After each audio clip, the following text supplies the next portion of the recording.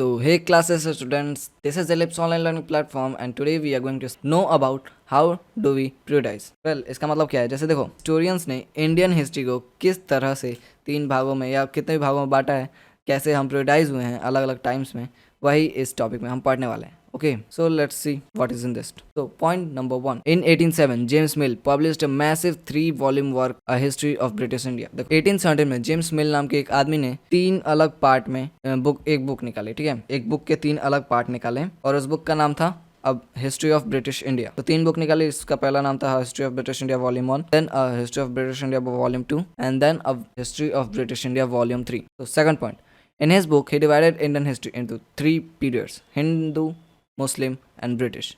उनके जो तीनों बुक थे, वॉल्यूम 1, वॉल्यूम 2, वॉल्यूम 3, उनके पहले वॉल्यूम में हिंदू थे, हिंदू के बारे में, जैसे हिंदू कैसे कंट्रोल कर रहे थे इंडिया को, उस बारे में था.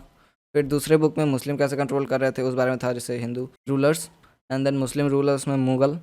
एंड देन थर्ड वॉल्यूम में था ब्रिटिश कैसे इंडिया को कंट्रोल कर रहे थे. Okay. 3. James mill thought that all Asian society were at the lower level of civilization than Europe. उनके बुक के अनुसार जो एशियन सोसाइटी थी वो यूरोपियन सोसाइटी से कम सिविलाइज थी. यूरोपियन सोसाइटीज़ मॉडर्न सोसाइटीज़ थी, जबकि एशियन सोसाइटीज़ अब भी उनके जितना सिविलाइज नहीं थी, उनके जितना मॉडर्न नहीं थी. They think like different, they think low, and European society think very at higher level. 4th, according to his telling of history, before the British came to India, Hindu and Muslim despots rules the country. अब देखो, उनके अनुसार क्या था कि जब British नहीं आए थे, ब्रिटिश के इंडिया में ब्रिटिश के आने से पहले हिंदू और मुस्लिम जो थे जगह जगह पे राज कर रहे थे. जैसे हिंदू एक इंडिया का जो पार्ट है उसमें कुछ जगह हिंदू, फिर कुछ जगह मुस्लिम, फिर कुछ जगह हिंदू, ऐसे वो लोग अपना रूल कर रहे थे. Okay. Point 5, according to him British rule could civilize India. In the idea of history, British rule represents all the forces of and progress and civilization. देखो, उनके उन तीनों वॉल्यूम के बुक के अनुसार, जो तीसरा वॉल्यूम था उसमें ब्रिटिश के बारे में बताया गया.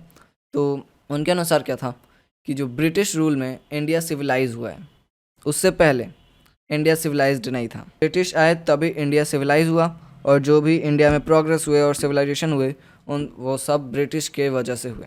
Point 6, historians are divided Indian history into ancient, medieval and modern.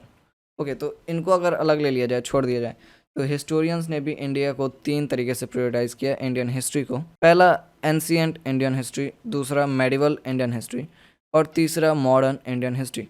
इन तीनों के बारे में आप आगे के चैप्टर्स में पढ़ोगे. So good luck for that and that's it for this topic. Bye.